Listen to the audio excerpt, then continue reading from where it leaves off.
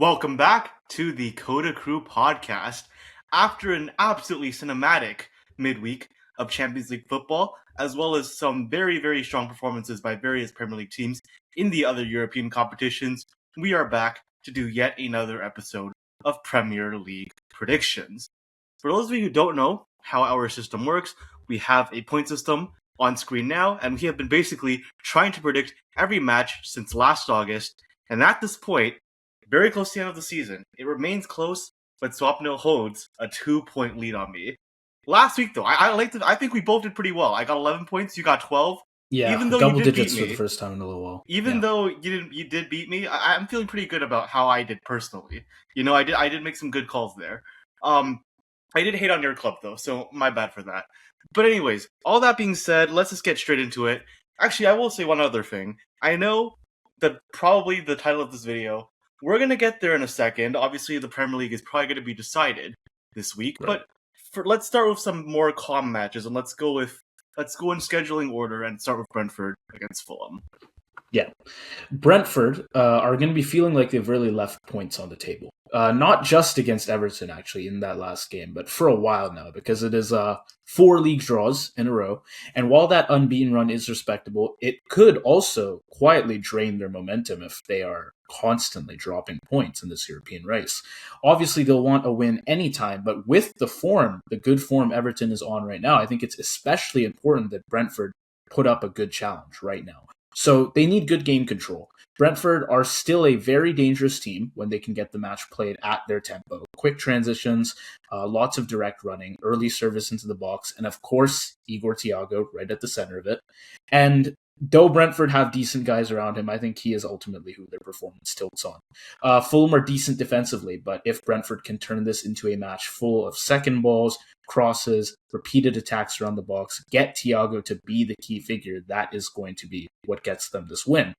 The question for me is whether Brentford can sustain that pressure for 90 minutes, and in doing so, if they can avoid the admittedly little defensive lapses, like arguably not big errors they've made, but the errors they've made that have kept resigning them ultimately to draws for this past little while. That is what they want to avoid. I mean, obviously they would have loved to win a lot of these matches, but then again, draws are better than losses. If we look at Chelsea's recent Premier League form, if they're just trying to break into that big six, maybe draws will just be enough. I mean, with the way Chelsea are playing right now, I mean, I wouldn't be having too much faith if I were a Blues fan, is all I'm going to say. About Brentford, though, we cannot stress enough just how generational Igor Thiago is. For people who sort of tune out of this because they thought it was a given, Erling Haaland is absolutely not a shoo-in to win the Premier League Golden Boot at this point at all. In fact, Igor Thiago has been quietly just climbing and climbing and climbing, and he is now only one goal. 21 to 22. Yeah. And if you look at who's on better form right now, whose team plays for them more, if anything, I'm putting my money on Igor Thiago to win that award, personally. But I think you're right. Is Brentford a little bit too flat on him? Because I remember at the start of the season, we talked a lot about how good their counterattack was in general. The blistering pace of a Kevin Schade, the technical ability of an Uratora. It does start to feel more and more like this Brentford side is becoming very one-dimensional.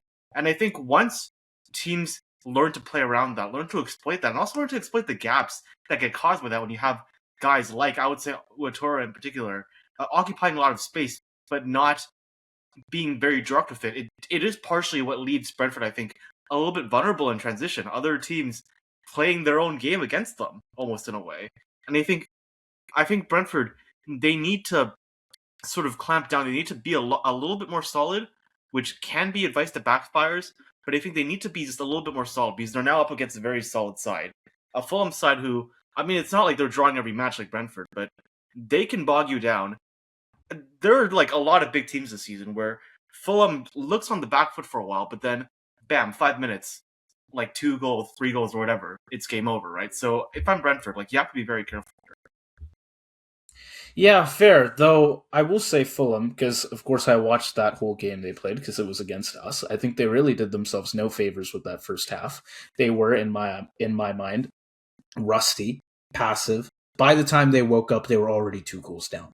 There was some improvement after the break, but ultimately Fulham, for most of that game, they let us settle far too comfortably, especially given that we hardly ever look comfortable nowadays. But they let us basically sit pretty. Um, Fulham are a team with real quality in attack. We know that much. Harry Wilson has been excellent all season, as we've described in our last Prem overview. Iwobi gives them a lot of drive from deeper areas. Muniz can be a real handful when he gets the right service. But the problem for Fulham is for stretches they can go really quiet, radio silent, especially away from home. And against Brentford, who are going to make this game very physical, very hectic, they can't afford that.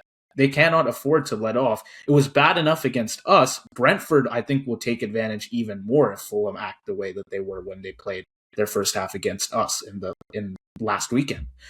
They have threats, but I'm not sure they'll control enough of the game to consistently feed those threats. And they've got to deal with Igor Thiago, which is not a fun assignment for anybody right now. If they don't put up good pressure, they are going to potentially get pummeled. Yeah, it's concerning. Yeah, I mean, you talked about Muniz's surface, or his lack of service, rather. I feel like at the start of the season, the talking point was more so Igor Thiago's lack of service and how isolated he was at times when Brentford were in possession. But I really think that whether it's Muniz or Jimenez, I feel like that Fulham are actually the team that I think have struggled with that a lot more. And part of it is the team is Fulham played pretty wide. I mean, Alex Iwobi is essentially a winger playing as a defensive midfielder. So they have a very unique system. They're holding it down all right, but I do think that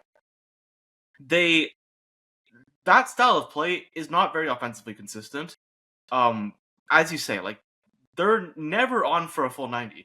Their strength is that they can turn on at any minute, but this Fulham side, I think it's been a long time since I've really seen them control a match against anyone for an entire match. And in a game where, I mean, Liverpool do not turn on like that every week. But if they do, what can Fulham really do about it, right? I think that is a very legitimate question. But to go to my result, though, I think that both teams, very strong offensive threats as we've laid out. I would say very solid midfield as well. Defensively, I would say that actually is the weak spot for both these teams. If you look at a Fulham, Castagne, not a horrible right back, but some defensive question marks. Robinson, actually a very, very strong contributor offensively, but Jedi, almost sort of like a Trent Alexander-Arnold situation. Not exactly going to provide you the most amount of coverage defensively, and then it really forces Sander Berge in particular to do a lot of the heavy lifting on defense, and that is something that can cost them, especially in transition against a squad like Brentford. The only issue for Brentford is I don't trust them to be consistent right now. I look at that schedule, 4 draws in a row. Do I really think that's going to change here? I think Fulham are a good enough side to hold them to a draw, so that's what I have. I have a 1-1 draw in this match. Yeah, that's fair. And that was my other option because, I mean, yeah, it's like their tendency to draw is kind of hard to argue against, right? But I do think just with Thiago in this kind of form and they're playing at home, I trust Brentford a bit more to force the issue. And I'm going to say they win it 2-1. But yeah, if I was going to go for anything else, it would be a 1-1 draw. This is not even like a margin play here where I think, Brentford are guaranteed to win by a goal. It's just like, it's either this or it probably is a draw, which could well mean I'm doing the margin play, not the you. 2 points. The margin play is yours here. So I'm just hoping I can get all 3 here. But yeah, 2-1 for me. I mean, I agree with you. I think they are going to force the initiative, by the way. I just think that they're not going to be able to take advantage of it, as has been an issue for the past month for them. But anyways, next match, very interesting as well. I think Wolves, for a while there, we were thinking about, is there a great escape happening here? Now, no. I think they're not mathematically relegated, but, I mean, they are. And a Leeds side who, I don't know if you want to call them in the relegation battle or not. I will say, this is as good of a chance as you will ever get. With this one right now, if they win this match, they're safe. It's over. They're on 39 points. You're not going to get relegated at this stage. Yeah. I think Leeds are actually, if they win this match, Wolves are mathematically relegated at that point.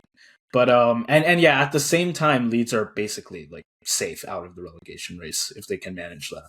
I think for me, looking at this last game, obviously quite the shocker that they won it to begin with, but they were playing with real urgency. This was not the start of season Leeds at all. I remember like that first game against Everton where they sat back the whole time and they nicked it at the end. This was not that Leeds. This team was aggressive early, created chances, could easily have been more than like 2 goals or more than up by halftime. Or sorry, more than 2 goals up by halftime, I mean to say. In regards to that attack, so direct, so intense.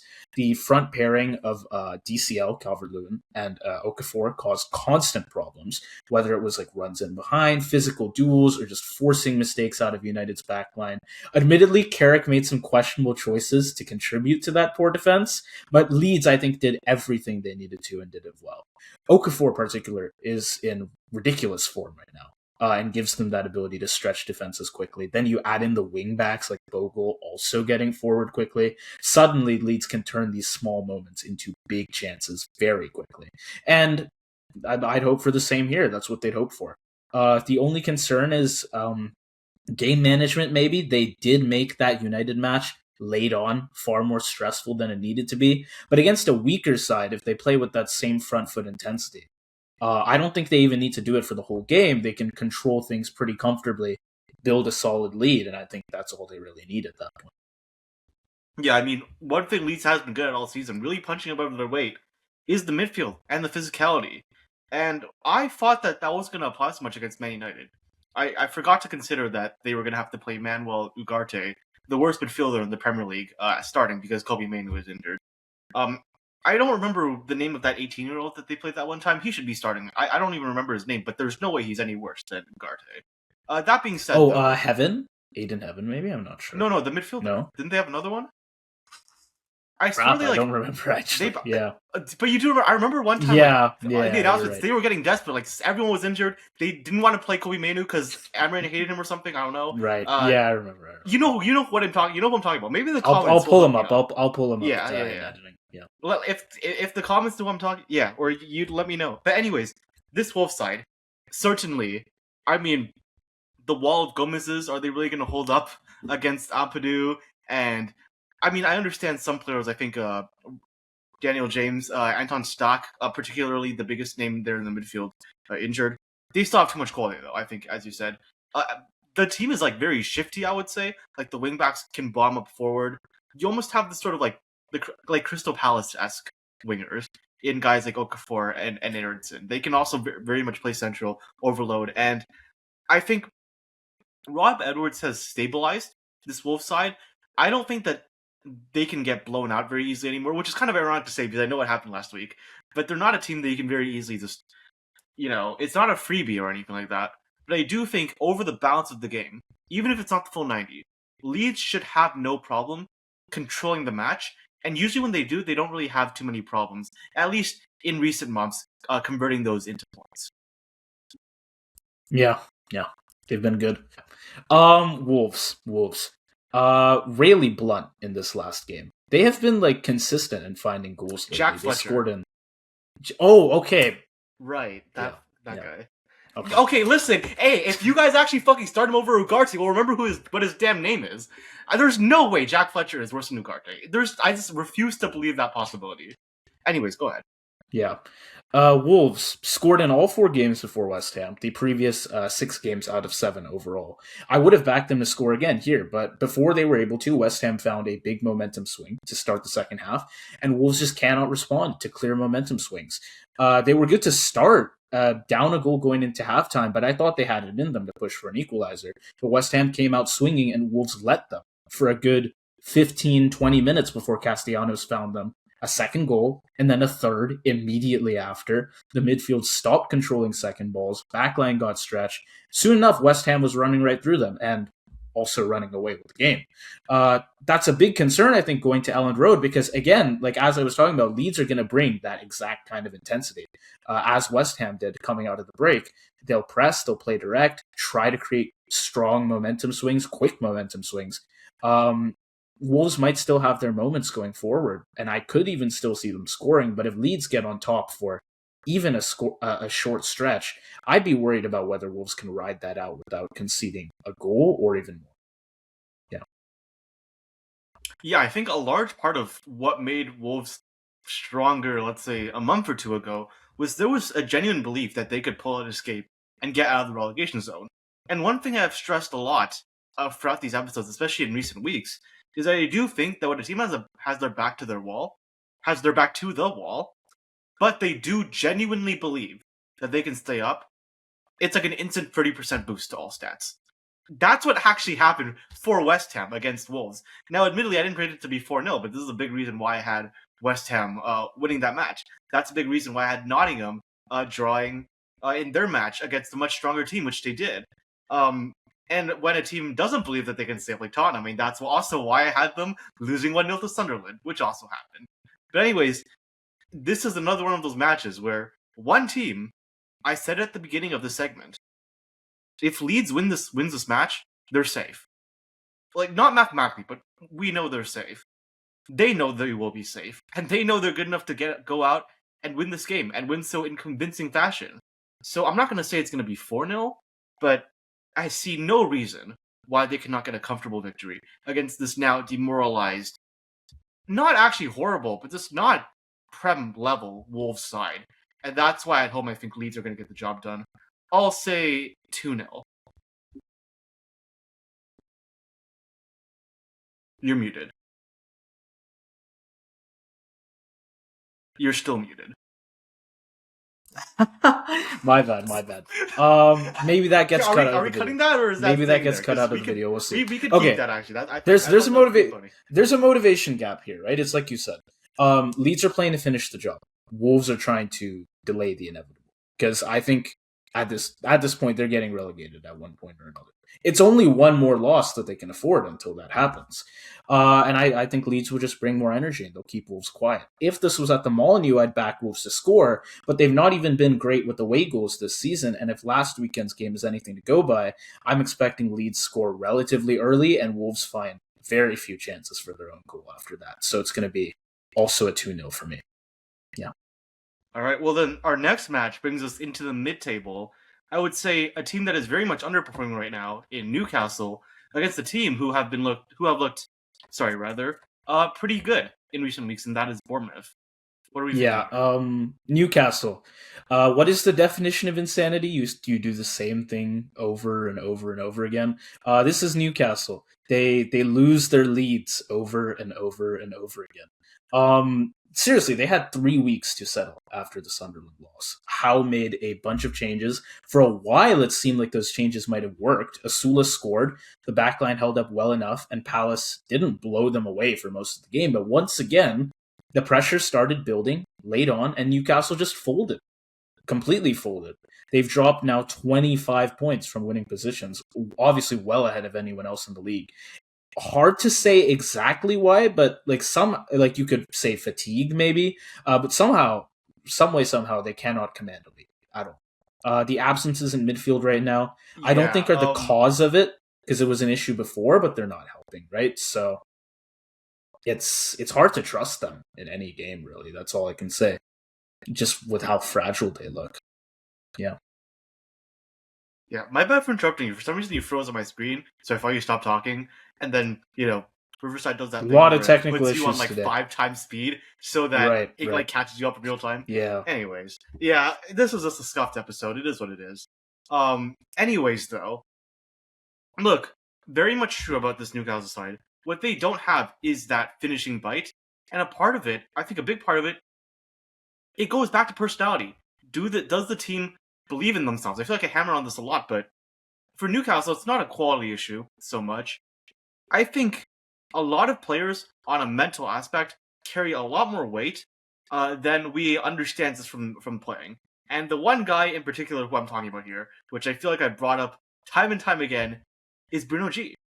He is just so instrumental to the heart of that side. I mean, he's obviously also very instrumental as an anchor, as a guy who's a real leader in the midfield, but he's also a leader just on and off the pitch. His continued absence of, honestly, a lot of the Newcastle guys, I think, is it Joe Linton, who I think is going to be out for this match as well. Now they're going to have to play someone like Jacob Ramsey or potentially a Voltemade in the midfield again. The issues are really piling for them. And, you look at this Bournemouth side, very, very strong in the midfield. Against Arsenal, I did have Arsenal winning, I didn't have them scoring. I might be making this up. Did I not say that Bournemouth are not going to score unless Alex Scott scores a banger? Did I not say that? You did, yeah. And who scored in that match? Remind me? Yeah, exactly. Alex. Ball knowledge. Yeah. Ball knowledge, subscribe to this podcast despite the technical issues, because nowhere else are you going to find that level of ball knowledge in the Premier League. Anyways, that being said, you look at this Newcastle side. Who is the experienced sort of anchor on that side? Aaron Ramsdale? Like with all due respect, I don't really see it. And I think, especially in these late stretches of the Premier League, like look at, for example, how good West Ham have been recently, right? Dragging them waves from 10, 12 points in the relegation zone. Now, not safe, but they're out of it. I would say guys like Jared Bowen were instrumental. That experience is instrumental. And in creating a side that is very strong tactically, once a few of those guys get injured for Newcastle, that makes a ton of difference. I don't know where they are in the Prem right now. They're low. I mean, they should not be where they are. It's like they're below Palace now. Actually, they're tied on points, but they're 14th because worse GD. Damn. Yeah, that's this side talent-wise should not be 14th in the Premier League. And it's for a certain period of time, you could argue they were being unlucky. The probabilities were against them. No, just at this point, we have to admit this team is just not. They're not ready for prime time. They're not good. That's all you can really say. It's kind of like Tottenham. Not that they're as bad as Tottenham, but it's just generally they're just not a great team. Or they're not meshing, at least. Yeah. As for Bournemouth, I mean, Bournemouth are meshing. Like, I have to say, they've had to constantly replace key players throughout the season. Half a new backline at the start, Semenyo leaving. Guys from, Scott to Senesi to Ryan Christie have been all getting injured at one point or another on a team that's not got much depth, right? But they've been, I think, decent to good across almost all of this season. And Iraola has kept an identity throughout. We saw it in the Arsenal game. The Cherries pressed high. We saw proactive defending and good runs from the fullbacks. Scott and Christie were controlling the midfield battle well. Krupi was finding some very dangerous positions. He got that first goal pretty early on. But he was producing even before that eventual 16th, 17th minute goal.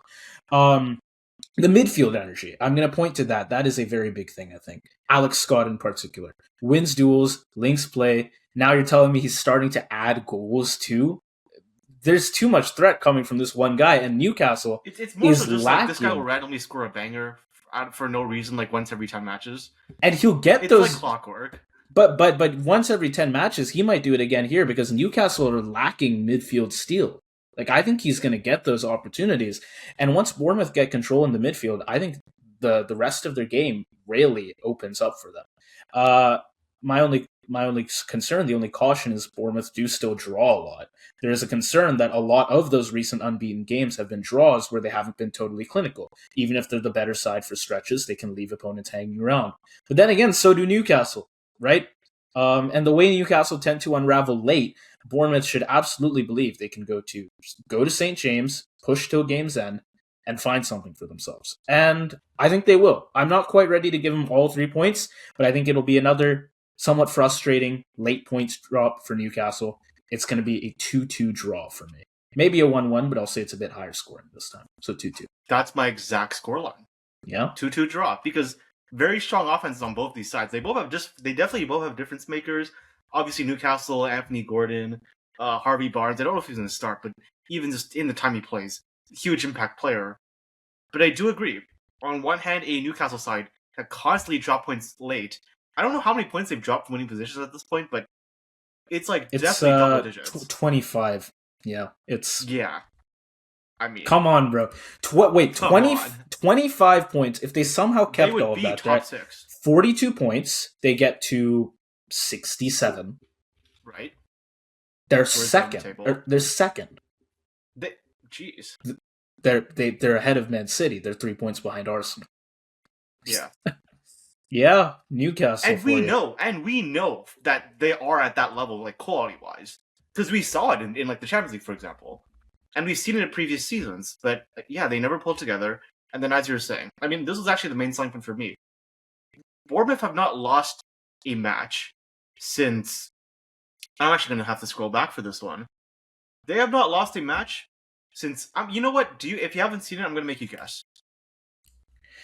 I mean, how many games is it that they have unbeaten? It's like 13, 14 games. I want to say like it'll have to be at start of the new year, right? Yeah, Back then, yeah. it's been over 3 months since Bournemouth have lost a game, and that match was a penalty shootout against Newcastle. Funny enough. Oh, the FA Cup. But, yeah. however, in order to get to a penalty shootout, what do you have to do first? Draw. So, I'm just saying, history And repeats itself. that was the Tavernier 120 plus like 1 or 2 minutes goal that gave them the draw as well. We could be seeing that again. We could be seeing. Except Newcastle don't get a penalty shootout this time. Exactly. If it's a draw, it's just the point. Except they don't get the fucking Aaron Ramsdale 5 million% boost because it's a penalty shootout. Yeah. Yeah. 2-2. Anyways, moving on though. Aside who, man, what do we even say about Tottenham Hotspur? This video is gonna be long because there's so much going on with these games. Honestly, Tottenham. Okay, bad as it is that they've lost another game, I think their performance against Sunderland was a bit more encouraging than the result suggests. I feel like there are early signs of structure here under De Zerbi. Just really lacking end product, like really lacking. I don't think Spurs were at any point the more threatening side in this game. Sunderland had most of the ball in the first half. They did have a chance or two early that were not far off from giving the hosts an opening goal, but for what time Tottenham did get on the ball, they made some decent chances for themselves. Richarlison, Solanke both had touches in the box. Porro is getting involved early on. Bergvall, some nice movement between the lines. It wasn't completely disjointed like we've seen before. Like they were able to produce some stuff, like some partnerships were working there. Plus, they limited Sunderland to no shots on target until like injury time, first half. So something was going well there. But whatever chances they did make, they weren't taken well. So like they were struggling to create clear threats, and as they struggled, you saw that fragility creep back, such that they were already feeling down on their luck when Sunderland did open the scoring, and it only got worse afterward. I know De Zerbi wants to bring back that front foot possession-heavy style that Ange had, and we saw some of that here. What he's going to have to do now is somehow get some confidence in this team so they can turn their chances into scoring. And crucially, they've got to stay resilient so that even if the game turns against them, they can still score. Because what we saw here was just, once that goal came, there was really like just about nothing left for them. I mean, the question is though, who's providing the resilience on this Tottenham side? Yeah, exactly. We have no brass here. There's no experience we've got in this team. Yeah. And then, I mean, Jesus Christ. Man, this is what an episode. Look. Anyways, okay, Brighton. What I would say is if there is a side that tactically I think matches up well, the Tottenham matches up well against with this De Zerbi system, I think it actually might be Brighton, because in theory, they should be able to capitalize on Brighton mistakes.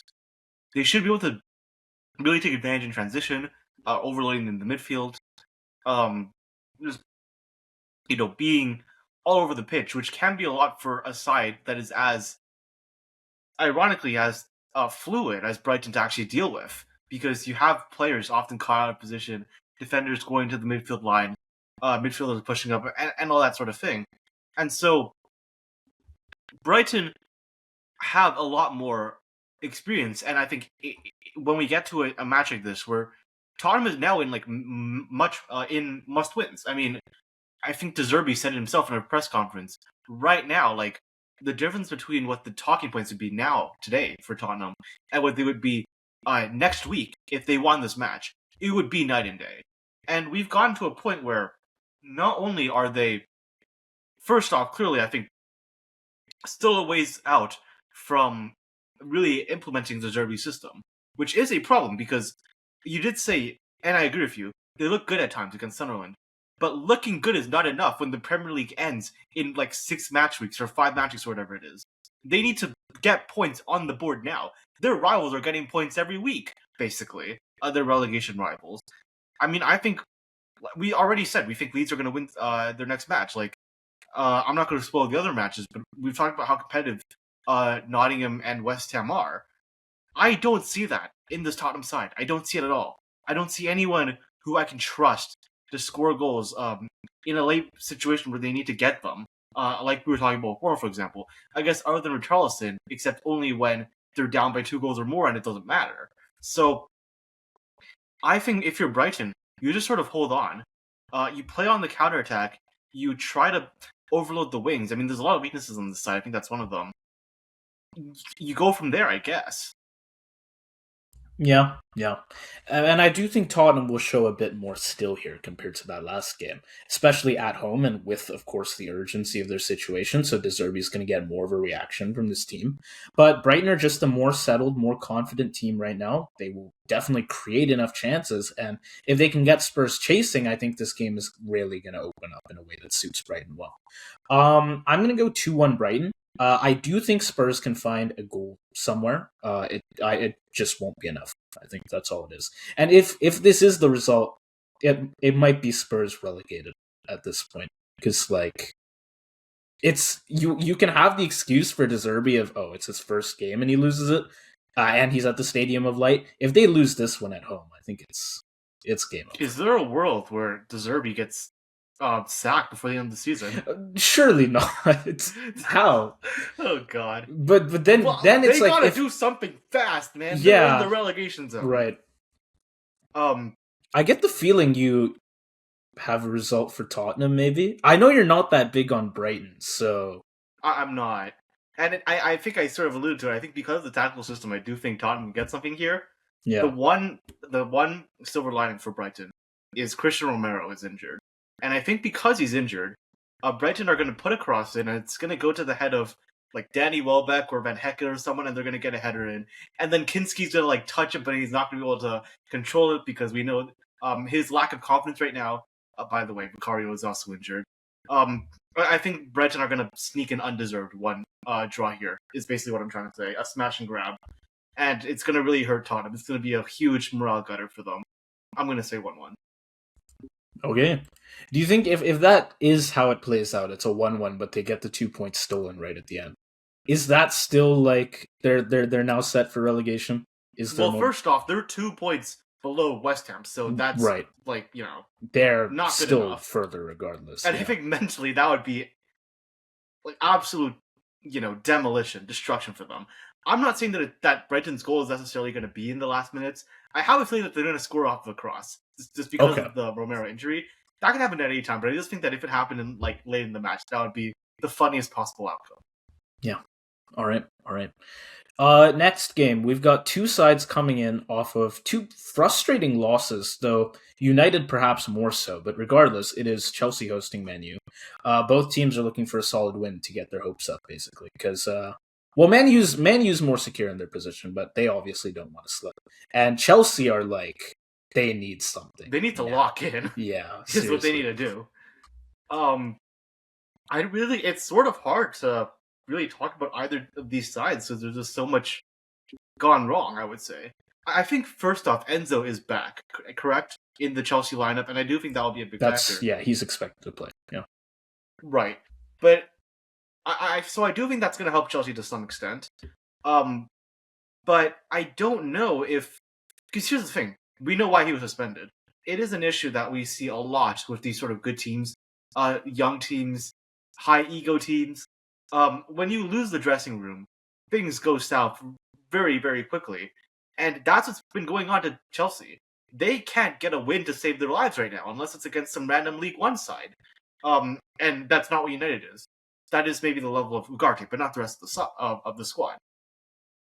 I look at what Chelsea have to offer. I think a lot of question marks in the midfield.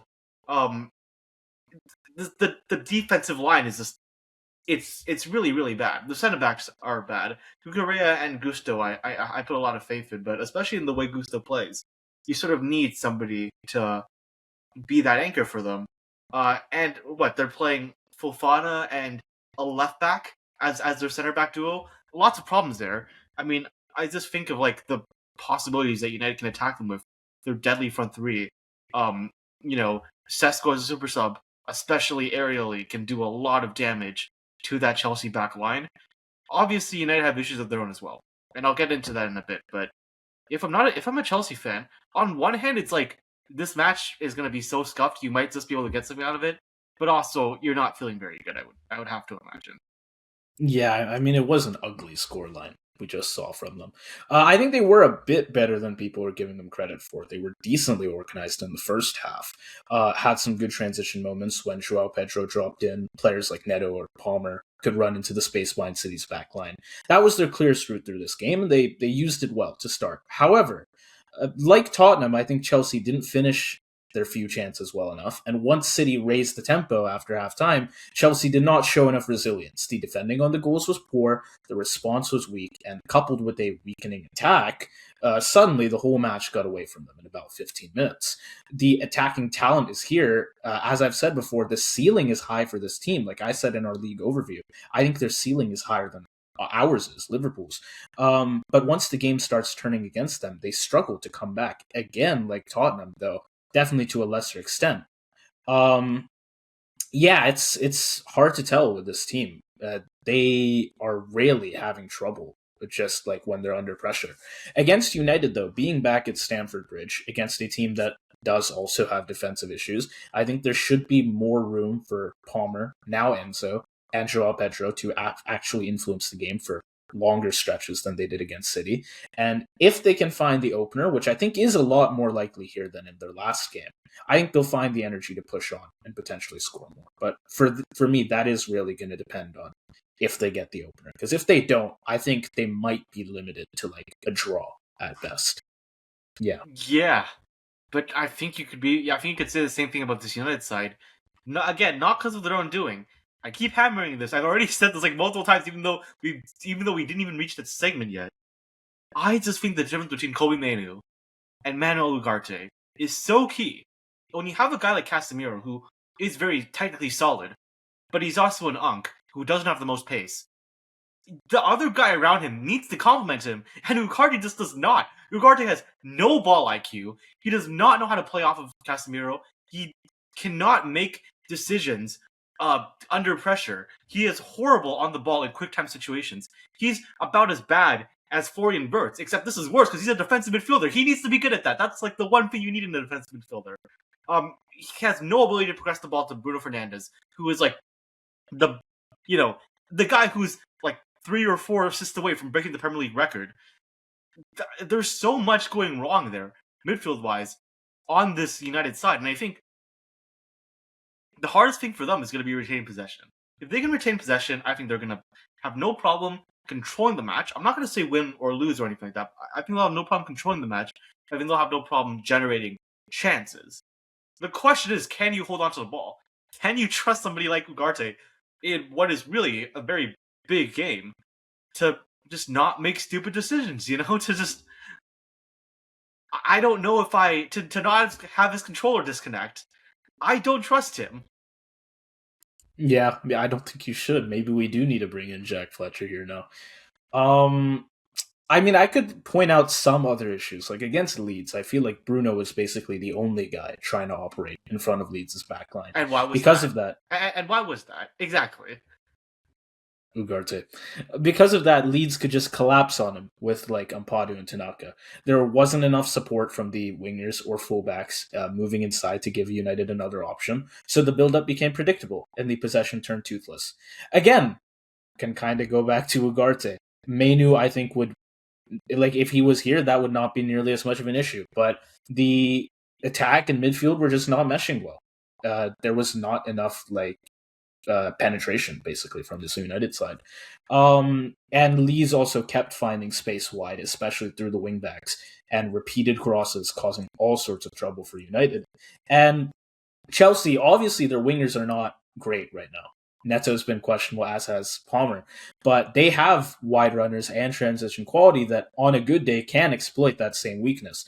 I think this was just a generally poor performance for United, and it's not a great look going into this Chelsea game. Though if there's one encouraging thing, I think they do, under Carrick, respond well to bad results.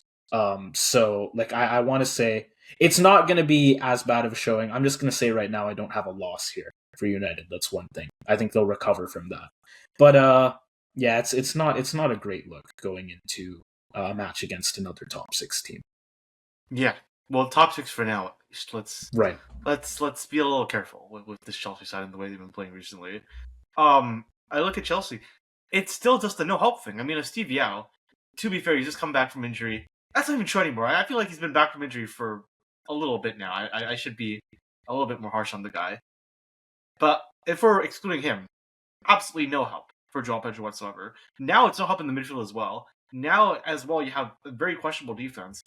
I think that, like United has, just with their attack, they have too many ways to exploit the weaknesses in Chelsea's midfield and back line. And I think even with their possession question marks, they should be able to do that to some extent. I really do think they should be able to. And because of that, I actually think this string of losses for Chelsea is going to continue. I think it's not going to be a fun watch, but I think United are going to do just enough to create just enough chances. And if they can create enough chances, actually scoring has not been as much of a problem for them. Obviously, with how clinical guys like Mbeumo, Šeško, Cunha are, and because of that, I do think that if given the chances, United can and will win. And so I'm going to give them. I'm going to give this to them 2-1, but I do think it's going to be more ugly than the scoreline I'm predicting would suggest. Yeah, fair. I think this will be a very cagey feeling match, even if it's not literally like a 1-0. For whatever chances like they try to make, I think they're gonna get pushed back a lot. But at the same time, like these teams are unstable defensively, so I feel like at any point in time a goal could come. And I'm going to, like, Chelsea, I think, will create a lot of danger through wide combinations. I think United can still find Bruno in enough pockets to make something happen there, even if he's the only one between the lines. But the fact that that probably will be the case is a problem for me. So I'm going to say it is 1-1 draw. And it kind of a margin play in that, yeah, I think it could be 2-2, reasonably likely that happens. So that's kind of what I'm going for here. Basically, like it's like either side of your result, pretty much. Chelsea either Man U score one less or Chelsea score one more. Fair. Okay. Well, that being said, teams that are a little bit happier with their position right now, let's say, right? Obviously, Villa would like to have gotten more than a draw in their last Premier League match, but cooked Bologna on both legs. Yeah. They now have a date in the Europa League semi-finals, a rematch, a chance for vengeance against Nottingham Forest. I don't want to be too cocky on behalf of the Premier League and say that's the Europa League final, but I do think whoever wins that is probably the favorite. I think it's fair to say. And then a Sunderland side who 2 straight wins against 2, yes, very questionable, but hey, the names Newcastle and Tottenham, not too shabby for a newly promoted side. 10th place in the Premier League, top half at this point in the season, not too shabby either. Things are on the up for the Sunderland side. What are you thinking? Well, let's start with Villa.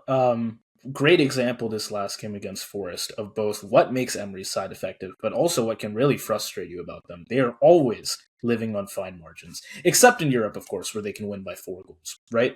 But in the Prem, anyways, living on fine margins. They took the lead here without registering a single shot on target. They looked comfortable, not creating much, and just really letting chances come to them. But once Forest equalized, I think Villa never really grabbed full control of the game again. Because when I say they let chances come to them, that doesn't mean they were being lazy. We know how controlling their midfield is. But if they can't keep that up, their style doesn't really work. And I think they recognized that like it wasn't working when Forest got that goal and they were kind of struggling to get one back. So they really did pick up the pace in the second half. They created more chances and better ones. But unfortunately, at that point, they lacked the final bit of composure they needed. So it ended 1-1 with Villa a bit out of sorts, forced out of their preferred pace of play. So yeah, I think first half, they tried what they usually try, and usually it goes well. It went well for a pretty long year, but they figured it wasn't working, and they tried to change, but they just changed a bit too late, and you end up with the draw. At home, though, against the Sunderland side, I think their style will work for a lot longer. They can keep the game in a suitable rhythm for a lot longer, and if they can do that, Emery's team is usually very good at finding the one key moment they need to get ahead. So if they're going for that 1-goal margin game, I think they have a very good chance of getting it. Yeah, I would agree with that. And that is what they are basically known for, but you can really say it about both sides. A Villa side who there was a point in the season where they had something like 8 or 9 games won by exactly 1 goal in a row, and then Sunderland are the king of winning matches by 1 goal, doing just enough. The one thing, I guess I'll start with Sunderland actually, because I made this point last week, and I think I have to just bring it up now. They finally had Mukiele, Dan Ballard, and Reynola Mandova. All in one place. Mandova, all in one place. Dan Ballard is injured. Good things just can't happen to the Black Cats for whatever reason. They're cursed. This is... I don't even know how to describe it at this point. And what I will say, I think it's very important to look at the midweek as well. You look at this. You look at Villa's midweek. They did not really... I was kind of shocked by this. They basically played their starting 11 against Bologna. And so, what's interesting to me is, I guess on one hand I shouldn't be so shocked by this, because they did say that, I think for Villa, you look at the situation in the Premier League, besides the top 5, the next team that would get in is a Chelsea, who, as we've talked about, is not on good form at all right now. Maybe somebody like a Brentford, who can't catch a win to save their lives right now either. A Bournemouth side who, draws for fun. And, whoever else I'm not remembering right now. I think Villa should be feeling pretty secure about being in the top 5, and therefore it actually does make sense to just lock in on the Europa League. The thing is, they had already won the tie, I feel like, after the first leg. Yeah, it was 3-1 first leg, so yeah, they were fine. Yeah, I don't know exactly. So maybe that's the focus here, but I do think though, even like a tired Villa side, we were talking a few months ago about how all those midfield injuries were going to be such a huge issue for them. But everyone's back now, like fully. Onana, Kamara, Tielemans, Ross Barkley. Who else is there?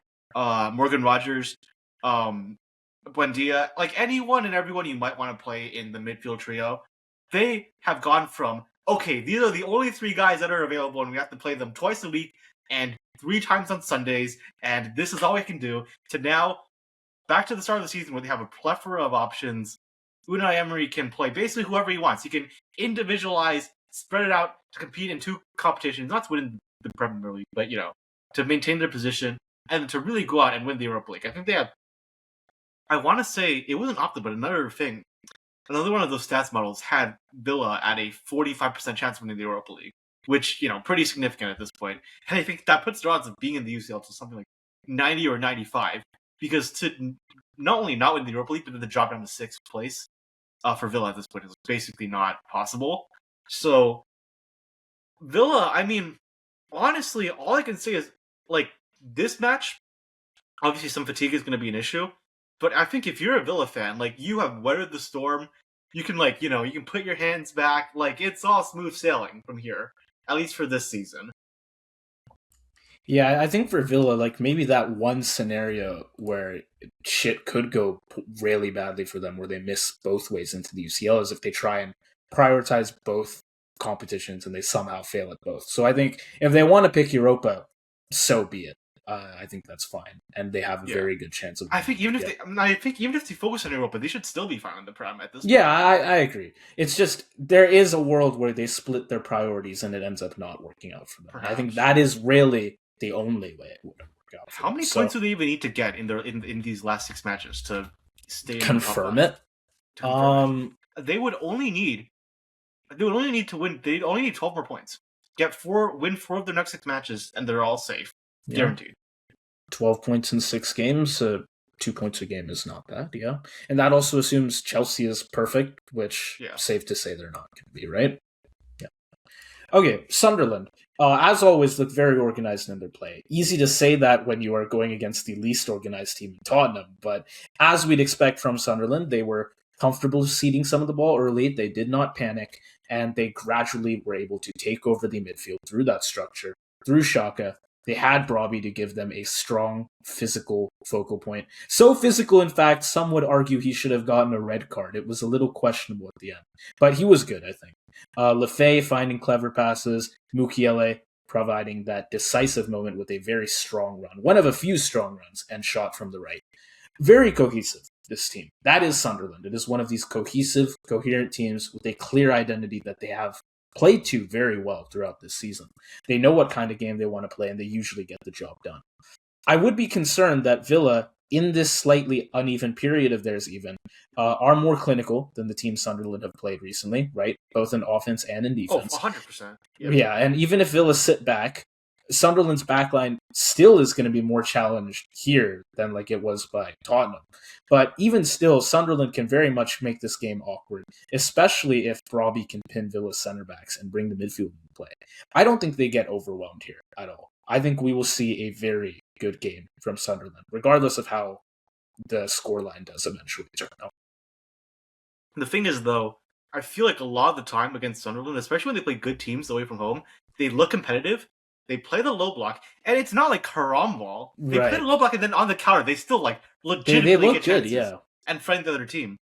But I feel like there's been like 5 or 10 games like that, and in all of them, it ends up being a 0 on their side of the score. I mean, it was City, right? Is what I think. Right, City, I think it was like 3-0. Yeah. Liverpool, I think you guys beat them as well, but it was we beat them by 1, and it was not especially. But they didn't score. I'm pretty sure. Yeah. They did not. They did not score. I can't remember who else. But there have been a lot of matches like that for sure, and I have a feeling this is going to be another one of them, because I think that this Villa side defensively, they're just so solid. They are totally comfortable breaking down a low block and just getting one goal and doing a smash and grab of their own, because that's what they do. That's their whole thing. And so I think for Sunderland, it's going to be a very respectable performance. But I look at, like, if I'm Unai Emery, right? We were talking about all you need to do, win 4 of your next 6 matches. I remember last year it was like you win your last 4 matches and you'll qualify. Then they got fucked by the refs. This time, surely it should be fine. Look at their upcoming matches in the Premier League. The last 2 matches are unfortunately Liverpool and City. Before that, this Sunderland match is their next one. Then they play Fulham. Then they play Tottenham, and they play Burnley. If I'm Unai Emery, I might not directly say, I don't expect us to beat Liverpool. I mean, a manager should obviously never say that. But if I'm Unai Emery, what I would say is, look at these extra matches. They're all very winnable. Let's go out there. Let's get the job done. Let's win these 4 matches, mathematically qualify for the Champions League next season, and then we can focus and go all in and win glory for ourselves in the Europa League. That's the mindset that this Villa side are on. And I think especially given that, I mean, even Unai Emery himself in press conferences was saying we're in a top 5 race when they were in a title race because of the injury crisis. I mean, it's just so impressive. Honestly, I feel like I glaze Villa every year, but it's so impressive that they keep managing to do this, weathering injury crisis, being able to deal with their lack of depth, with their lack of finances, just the resilience of this side. I think at this point in the season, that's going to be such a mental help for them, and I think this is going to be another one of those matches where Villa, they just do enough. I don't want to say smash and grab too much, because I think they will play well. I think they just get a smart, relaxed, calm 1-0 win. And again, man, if you're a villain, like, this team just has such a bright future. Because they're going to get that UCL money next year. They'll get their transfer. Yeah, Newcastle can't steal their UCL money this time. Yeah, it's not going to happen. Right.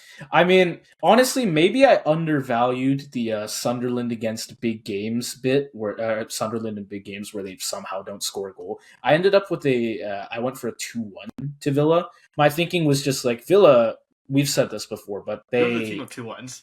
Yes, and of slow starts, and then getting a 2-1. I would think maybe even Sunderland find the first goal.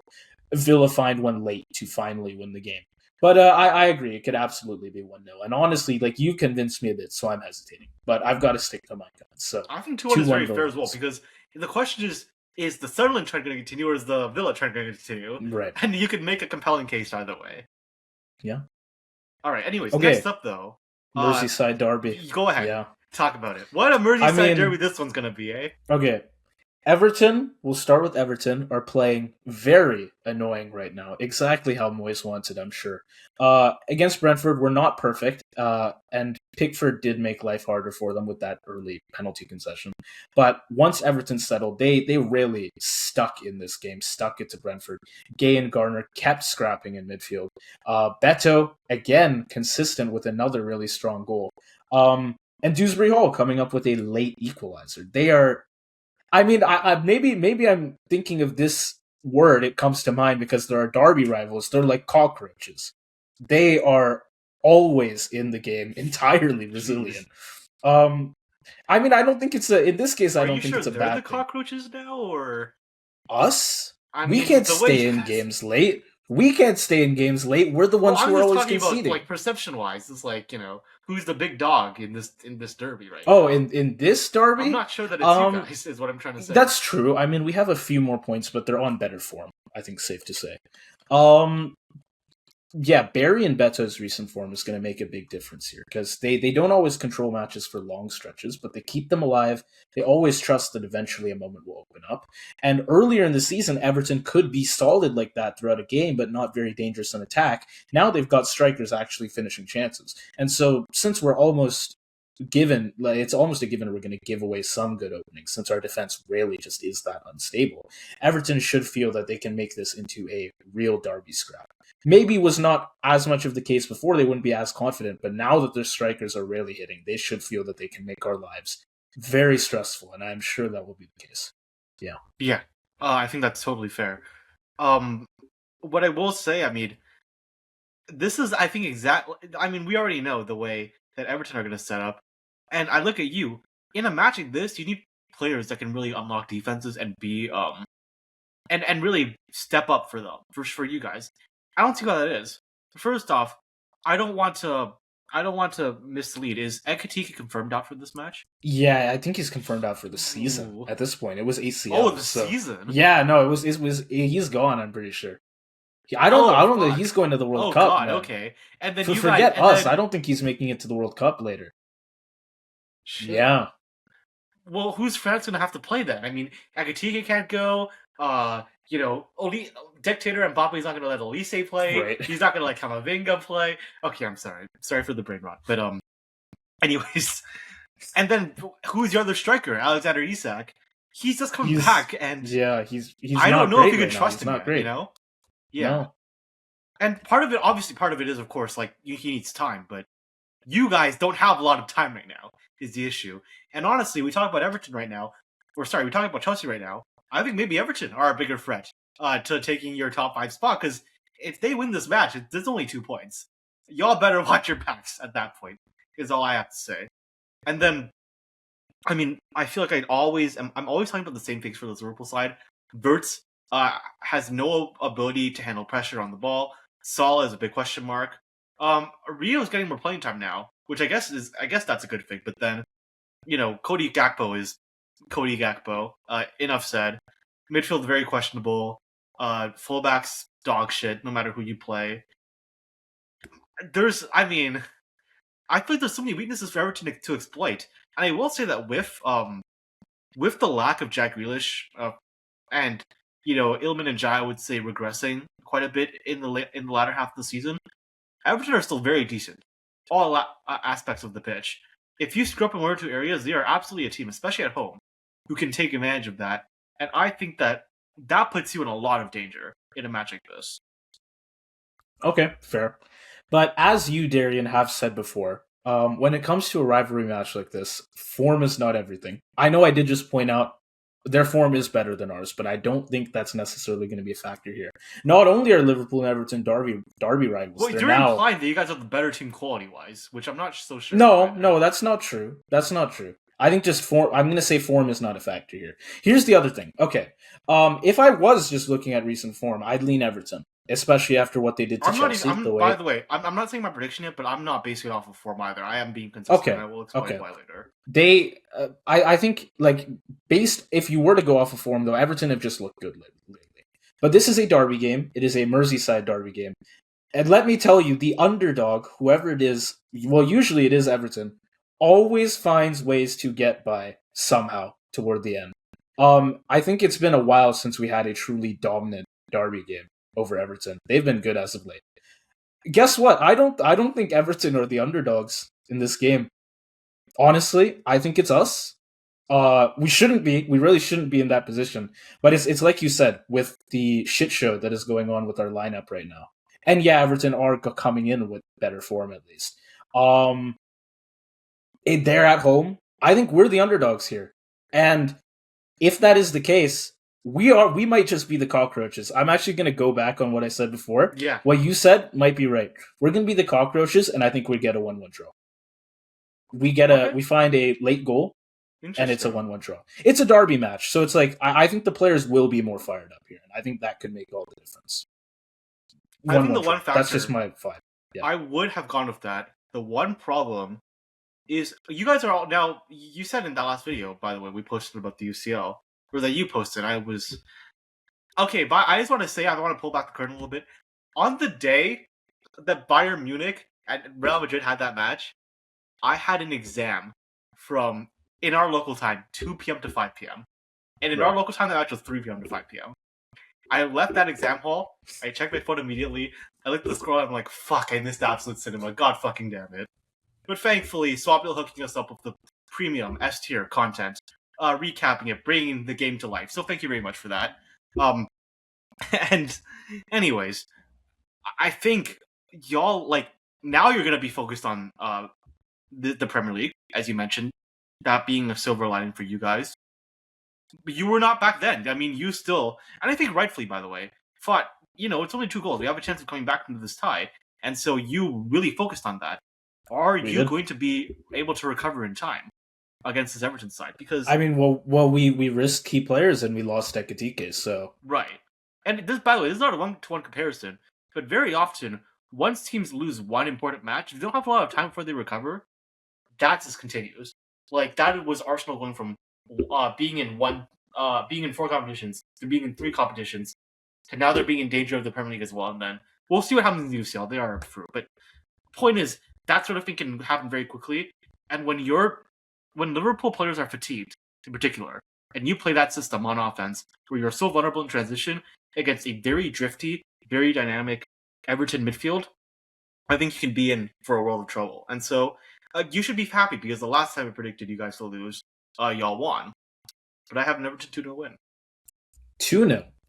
Honestly, no, I can see 2-0 because I think it is going to be a bad game for us, no doubt. And if we get the draw, like I said, I think it's a smash and grab. So, yeah, at that point, if Everton just take their chances better, 2-0. Fair. Why not? I think a win is out of the cards for us. Usually, like there have been quite a few times where you have a draw for Liverpool and I have a win. I think a win is actually just out of the cards for us in this matchup. But now that you said that, you're saying that so you can win 3-0. I know your tactics. Maybe 3-0. Or whatever. One goal would be an absolute miracle. You're going to win 7-0 because one goal would be an absolute miracle for us the way things are going. Okay. Forest Burnley. Forest have given themselves strong odds to avoid relegation this season. And I don't think Burnley aren't getting numerically relegated, but I mean they're like Wolves. They're also done. Especially if this match is gone against a relegation rival, they're done. Do you think really it's more like for Forest, can they build a bigger lead over Spurs and West Ham below them? What are you thinking? Well, I would say some very similar things to what I said about Leeds. It's that it's not as much of like a guaranteed safety if you're Nottingham, but I would say you're like 1 foot in the door of being back in the Premier League next season.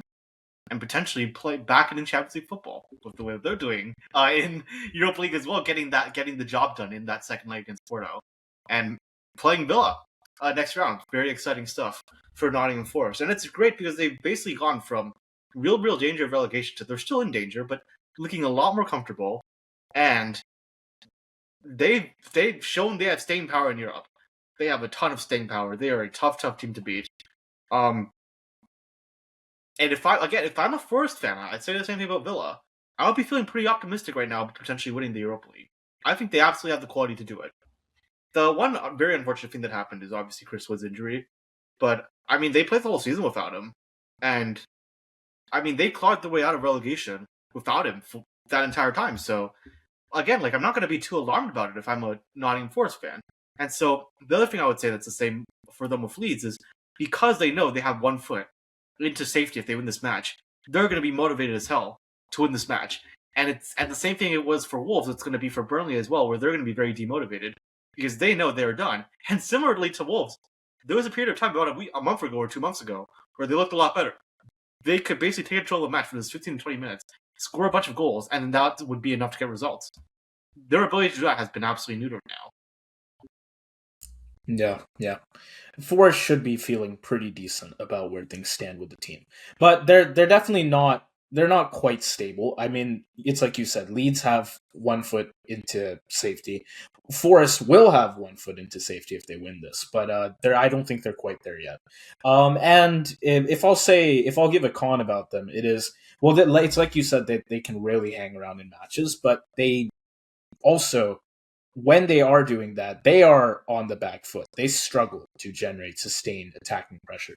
Even with against Villa, a good home atmosphere to push them forward, they didn't exactly bombard the goal. And then in the Porto game against 10 men for almost the whole match, I honestly think they could have made a meal of it because the finishing was really poor to me. The second half, I felt like they were really just no good at all. But they got by, to be fair. It's just it's not a stable performance. But then again, do you need a stable performance against Wolves? Or sorry, not Wolves, against Burnley? Because if Forest do struggle to create again and they only score 1 goal, dude, I think 1 goal might be enough here. That might be all. I mean, with all due respect, there's a big difference between Porto and Burnley. Right. So, but yeah. I get what you're saying. No. I do get what you're saying. Also, I mean, Forest smartly, as they said they would, have done quite a bit of rotating against Porto. Honestly, the fact that they rotated in both legs against Porto and still ended up winning is that's also true. It was a close tie, but that is more about Nottingham, or is this just a level of the levels of the Prem once again? I mean, Nottingham's in the relegation race and Porto are first in the Liga Portugal. I mean, this reminds me of last time Europa League, fucking Tottenham against United in the finals. Unfortunately, it's going to be Forest against Villa in the semifinals this time. But I don't want to be disrespectful to these other Europa League sides, but not a good look for the I wouldn't going to say non-top 5, but even just like the non-England squads. A lot of banter about the English squads. At the top level, they're obviously still as good, or maybe even slightly worse than a lot of these big 5 clubs. But I really think that once you go into the depth, like the level of the mid-table team in the Premier League is like it's unrivaled in the rest of Europe. But anyways, that being said, they did quite a lot of rotating, and they're going to be pretty fresh for this match, I feel like. I mean, just for an example, Chris Wood got injured in this match because he was playing in this match. Igor Jesus has been very good this season. And so, you know what I'm trying to say here. And honestly, I don't think there's too much to say. I think Burnley are just not... I don't really see where the goal, or forget the goals. I don't really see where the midfield control, the possession, the quality, anything is for this Burnley side. I don't see anything at all. And so I just think it's going to be the same thing as what I have predicted for Leeds against Wolves. I think it's going to be another carbon copy. Not even get the job done 2-0. Okay. Yeah. I mean, I did call Burnley. I just called them flat in our last video. I'll admit against Brighton, they showed some good spirit. For stretches, they made the game a lot more competitive.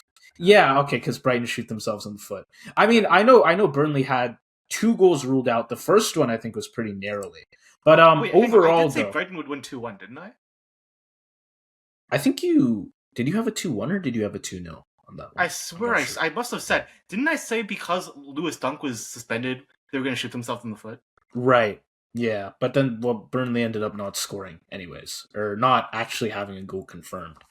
I do feel like though overall, like Burnley had a good stretch there, but overall they didn't create enough. They just do not create enough, even given their defensive playstyle. When they do get openings, they're too unreliable in taking them. So eventually the game tilts against them. Once that pressure builds, the defensive cracks also start to show, and they just don't have anything left. They can stay in a match for a while, but I just don't trust them to either score enough or defend cleanly enough for the full 90 to get points in like the vast majority of games. This Forest side is not exactly going to blow them away with attacking quality, so Burnley can hang around for a while, but that doesn't mean they'll offer much of anything themselves. And so I don't think they're scoring. It could be 1-0, 2-0. For me, I'll say it's 1-0 Forest. I don't have a Burnley goal in my cards whatsoever. It would be quite a shock to me if they managed to find something. Yeah, fair enough. Well, an hour 10 in. The moment you've been waiting for. The big one. Who is going to win the Premier League? Let me set up the situation a little bit. Right now, Arsenal, 6 points clear, but City have a game in hand. It is presumed with how good City's form has been recently, they will get that win. So really 3 points. If City win this match, they will be tied with Arsenal when you consider that game in hand, points-wise. And I think Arsenal actually is slightly better on goal differential right now, but that's going to be basically very even as well. If Arsenal can hold their own in the Etihad against City, I think that they should be able to stay alive and just ride out the rest of the season. If they don't, the memes about Arsenal choking every year, trophy phobia, Aprils for Arsenal vs Aprils for Man City. I mean, if they lose this match, I'm not going to say they can't win the Premier League, but oh boy, does it not look good. I mean, okay, well, I'll just start with City. City look like City again. That's the simplest way I can put this. I feel like Arsenal have screwed up a few times this season, but they've banked on City not looking like City do, being as clinical as City is. That is not the case now. A few weeks ago, after the Champions League exit and those draws against Forest and West Ham, it felt like maybe this City team has left their potential run back into the title too late. But since then, they've beaten Arsenal in the cup final. They've smashed us, then gone to Stamford Bridge and done the same to Chelsea. 9 goals across those 3 games, 0 conceded. And against Liverpool and Chelsea especially, what impressed me wasn't just the scoreline, but I mean, how many different ways they're creating danger. And we've talked before about how they have all these threats. Cherki drifting around. O'Reilly now making those underlapping runs from left back.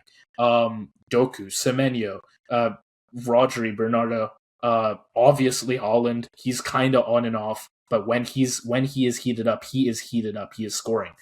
The problem was they didn't do it all at once. I feel like they're getting it done all at once. They're now in sync, which means this is like the best City can be, and they are doing it at exactly the right time. I don't know. With Arsenal faltering now, they have found that rhythm at just the right moment to really put the pressure on and like hunt Arsenal. It is the hunter against the hunted. I don't know if you've seen that one video that I think it was Intercept, another football YouTuber who made that. The hunter versus the hunted, and it's just Man City versus Arsenal. There is some psychology to that, and clearly it does not work in the Gunners' favor. Right. It's a tough situation Arsenal's in right now. I'm so conflicted in 2 minds about this, because on one hand, the psychological impact of how much... The thing is, right, it's been 5 seasons in a row where Arsenal falter in April, if we can count this one as well. Every time they do it, and every time City come back in April. And I'll talk about why I think that happens all the time in a little bit. On the other hand, it's been about 5 times this season where Arsenal let the gap get pretty narrow for the Premier League. Everybody thinks they're about to choke it. Everybody thinks it's about to be over. But throughout all of that, they have always, every single time, been able to maintain their point lead in the Premier League and outlast City. So it's one thing that seems inevitable that tells me that Arsenal are going to choke. Another thing that I look at the season, and I feel like the same sort of overreaction that we hear about them, that we've heard about them like every month or every few months, it just feels like that's coming back again. So yeah, I'm really stuck in 2 minds about this, is what I have to say. I don't know which one of those 2 scenarios is playing out again. Because I will say, I mean, every single time that people have been like, oh no, Arsenal's about to choke the league, I've always felt that people are just overreacting, and I've always been very firm in my conviction that Arsenal's going to win the league. This was the first time, at least I guess since the start of the season, when obviously nobody knew anything, this is the first time I'm really unsure of whether or not Arsenal can maintain their status. Because it is a systematic collapse, not just in the Premier League, but in every competition. I mean, there is a lot to respect here still for Arsenal, because even in this rough patch, they've been able to stay in most games the whole way through. But the Bournemouth game was a really worrying one for me. Note to editor swap, no, put up Thought Mob over here. Arsenal can still pile up XG, yes. They had like 2.3 to Bournemouth's 1.19. Take away the set plays and the penalty, and their open play XG was 0.18. What are we doing here? This is a team that is fighting for their lives to win the title. I mean, the attack is not flowing well in the slightest. No Odegaard, no Saka. You get too much reliance on corners and chaos. And that's not always going to work in your favor. There's a big luck element to that. Bournemouth were the side creating by far the better open play moments. Pressing high, forcing bad passes, punishing Arsenal's nerves. Arsenal couldn't put up consistent pressure. So what happened? They faced it instead. And the Emirates got tense, the players got tense. Suddenly, every loose pass felt like a crisis. Defensively, too, they've looked a bit less airtight, but perhaps you could credit that as well to just the amount of pressure they're taking on.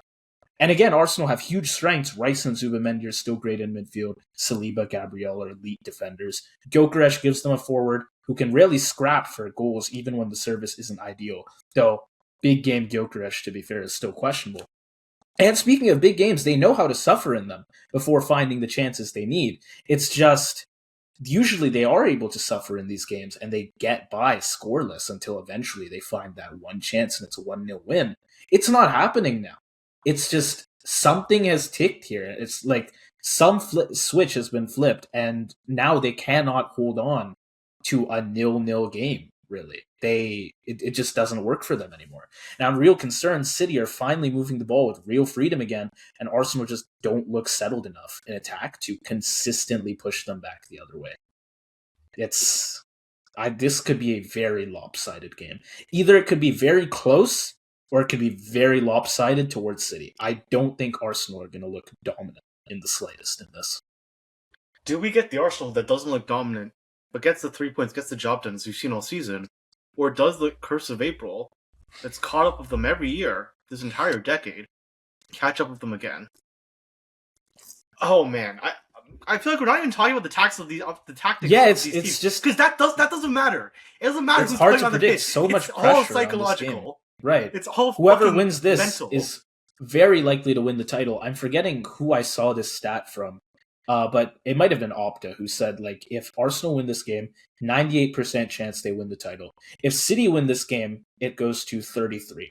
But I think whatever model that was, again, I think it was Opta, is not weighting that psychology of it all. The fact that you're now losing to City twice in such a short stretch, and they have that game in hand, so you don't even know if they're gonna tie you. You just have that in the back of your mind that they can do it, and if they tie you on points, you don't know, but you know. Exactly. We know how City's playing right now. Right, and their GD's better. If they tie you on points, they're ahead. That's City in first place. So it's. I think that might be worse than if City just had already played the game and Arsenal at least knew, like, really exactly what situation they were in. I'm gonna say it. Man City 2-1 win. They go 3 points clear. Or sorry, not 3 points clear, 3 points behind, but with the game in hand. And I think that is like the worst possible situation Arsenal You've said of me this entire season that Arsenal, you think, have always been strong favorites to win the Premier League. You're saying City's going to win this match. Is City going to win the Premier League? Yes. Is that your prediction? Yes. Wow. That's what I was waiting for. That is my prediction.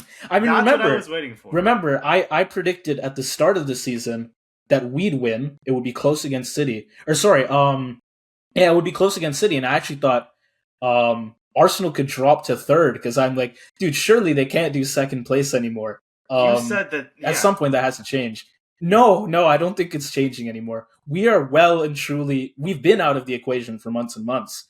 But now, with that being the case and it being a 2-horse race, I think it's second place for Arsenal again. Whenever it's a 2-horse title race, they're always second. Yeah. Oh boy. Okay. You said that either Arsenal's going to get a narrow win or draw, or City's going to dominate. And I think I agree with you. I actually don't see a 2-1 happening. A 2-1 City win at least happening. If it's 2-1, I think it'll be Arsenal. Okay. My prediction, and this is tough for me. This is really tough for me. But I think that City have been playing with so much attacking quality recently. I think that other than a few key players, like the Rices, the Salibas, nobody else on Arsenal looks consistent right now. I'm going to say City get a pretty controlled 2-0 win. And they don't score. The Gunners do not score. I don't think Arsenal's going to score in this match. Then surely that's a complete death sentence, bro. If they don't score, yeah, okay. I think if Arsenal win or even draw this match, they win the Premier League. I think if City win, which I think is going to happen, but I think there's also a very, very real chance that Arsenal somehow just haram ball their way into a 1-1 draw or whatever. I think they'll win the league.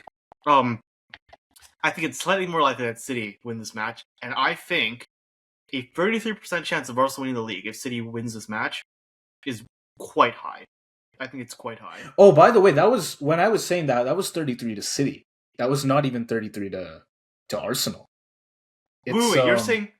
No, that's what the model said. I think Opta. Yeah, it was 33 to City. The model said there was a 33% chance that City would win the Premier League. If they won this game. Only 33. Well, obviously, it's the model's purely mathematical. It can't judge human emotions, fair. Right? That's fair. Yeah.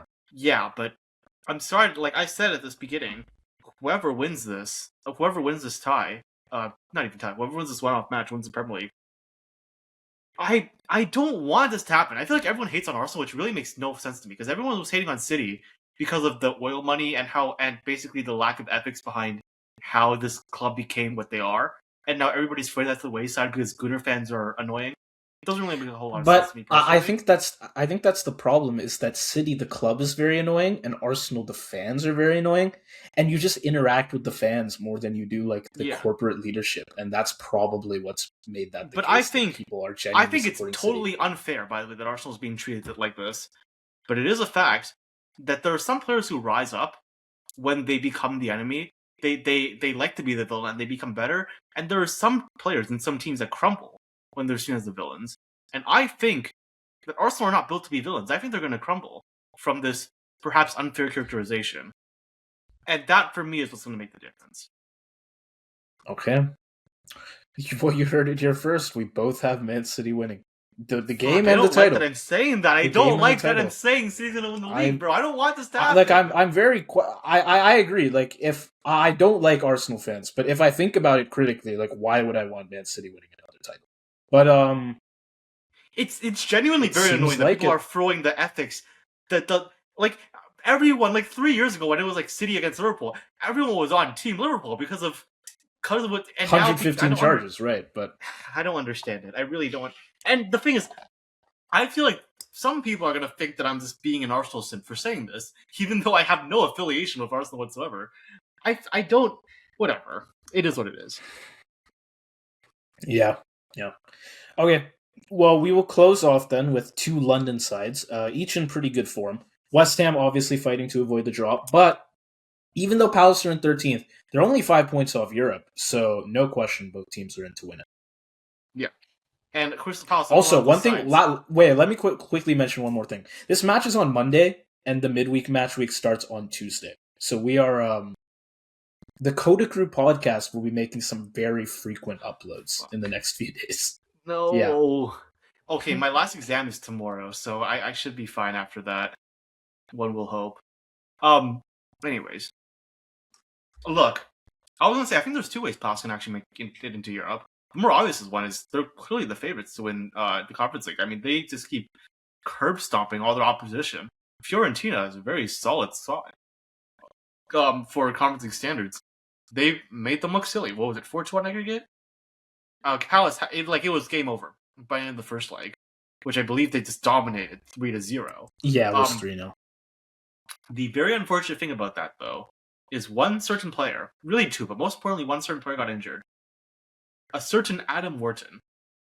That is such a big loss, because this was the guy that could run 90 minutes for you up and down the pitch, make key line-breaking passes, and be the tempo guy who starts offenses all by himself for 9 minutes, and then 3 days later, tired, he'll do it again.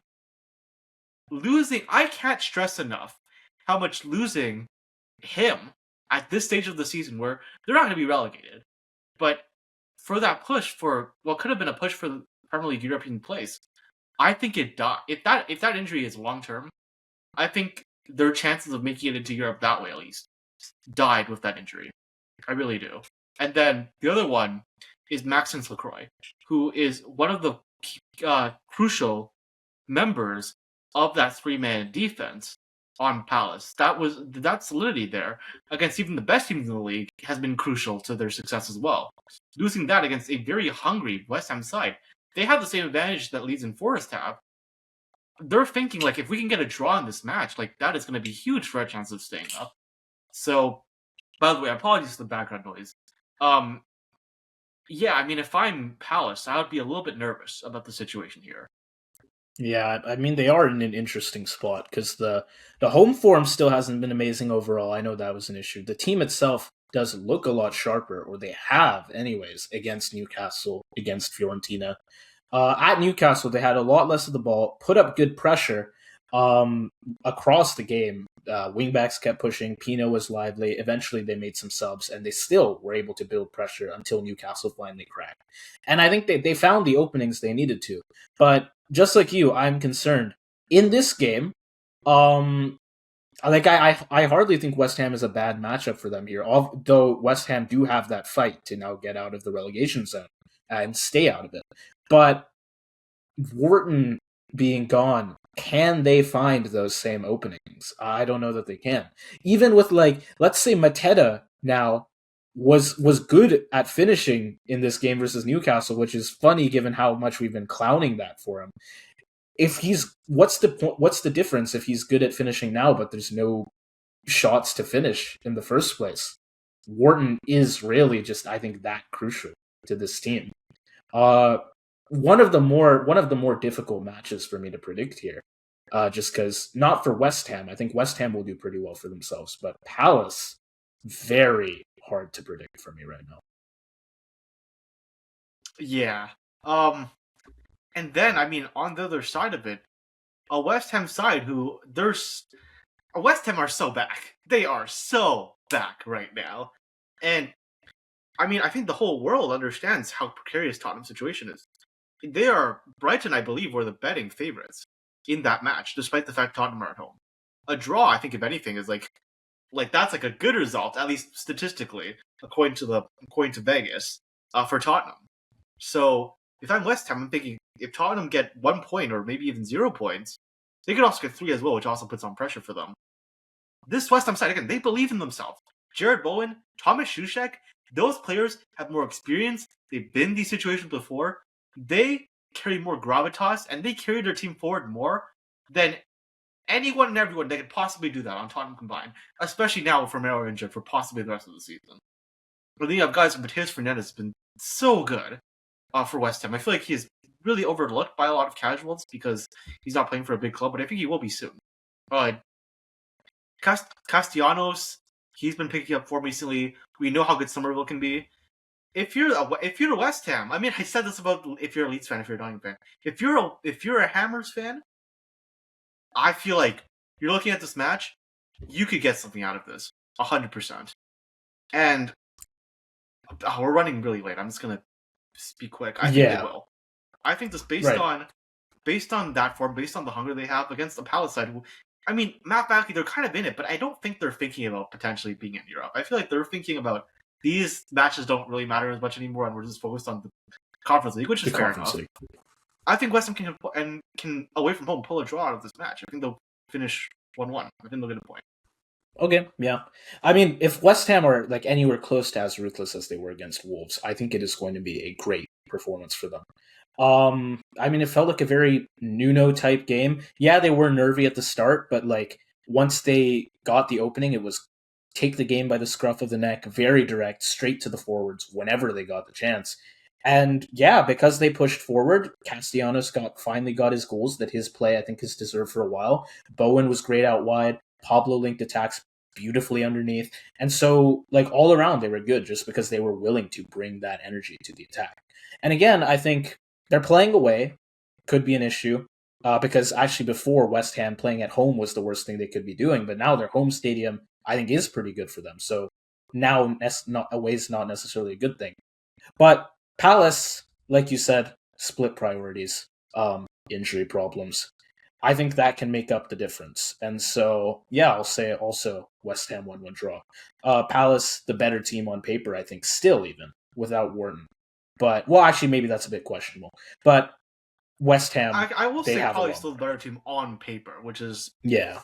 that's a big, asterisk. Right. Because Wharton really can make that much of a difference. But I think, as well, West Ham just have more in it here. I agree with you. Palace will prioritize that Conference League. So 1-1 it is for me. Fair enough. Last week, we said all the relegation rivals are going to get points, except for Tottenham. And we said if that happens, Tottenham's going to be 18th, and here they are. Hang on, I actually want to, real quick. We said Tottenham was going to lose. We both said Tottenham was going to lose. That was correct. We both said Sunderland was against Tottenham. We both said West Ham was going to win. That was correct. Yes. I had Nottingham v Villa, a 1-1 draw, which happened. Did you have the draw as well? I think I had a 2-2 on that game. So you also had a draw. You also had them getting points. Right. So, once again, we are saying that every relegation potential team except for Tottenham. Well, I guess Tottenham gets a draw as well, but every other team is also going to get points here. So Tottenham are still going to be 18, if we're correct about all of these. At the end of the match week, they will not have made any progress in terms of like the separation. Yeah. One less match week for them to figure something out and save them from the most humiliating relegation since maybe Leeds 20 years ago. Probably more embarrassing, honestly, than even that. Yeah. Honestly, so many games to like. Sometimes I like to give recommendations on what games to tune into. A lot of these you could tune into. Just whatever part of the table you're interested in. Please watch City Arsenal. You want to see who out of those like 6 to 8 teams is going to make the final Conference League spot. Go ahead and watch any of those games. Dude, it's relegation is obviously between great. 6th and 12th is 4 points. Yep. At this point in the season, that's actually, man. Yeah, I mean, I could even honestly, if not for Wharton being gone, because we don't know how long that's going to go for, I would have Palace in that conversation too. But it probably is up to 12 now. But yeah, it's still 7 teams there. It's like basically just every match here, there is something pretty big going on. Yeah. If you're a Palace or Newcastle fan, it's like, come back next season. Yeah, it's literally just that little bit of the. If you're like a Newcastle fan, like what the fuck is there to even watch for at this point? What is there to hope for? Yeah, I think pretty much every fan of every team here, though, besides maybe those two, will have something. I mean, I'd still rather be a Newcastle fan than a fan of a club that's about to get relegated from the championship. But anyways, you know that one meme? I should have mentioned this during the Arsenal video, but you're talking about how Arsenal's always going to be second. There's this meme 10 years ago. First in the Premier, it was Leicester first that season, Arsenal second, Tottenham third. 10 years later, the first place team is going to be relegated from the championship. The third place team is going to be relegated to the championship, and the second place team is still going to be fucking second again. 10 years later. Always Arsenal second. It's just it is what they are. Yeah. Man. Okay.